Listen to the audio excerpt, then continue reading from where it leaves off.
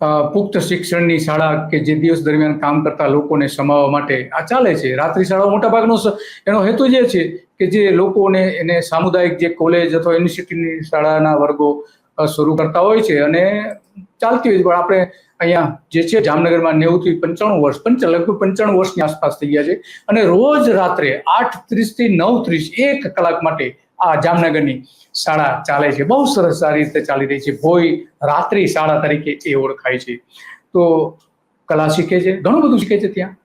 અને 4 વર્ષથી એક તાપી જિલ્લાના એક સામાન્ય શિક્ષક, તાપી જિલ્લાના સોનગઢના ગાડકુવા ગામના એક શિક્ષક છે કે જે ગરીબ પરિવારોના બાળકો જે છે એવા 100 બાળકોને રોજ રાતના એ શિક્ષણ આપે છે. રોજ રાતના એમાં જે કોમ્પિટિટિવ એક્ઝામ જે હોય છે એના બાળકો પણ હોય છે અને આસપાસના જે 5 ગામ ને ફળિયાઓ જે છે એ ફળિયાઓના બાળકોને આ રીતે શિક્ષણ આપે છે.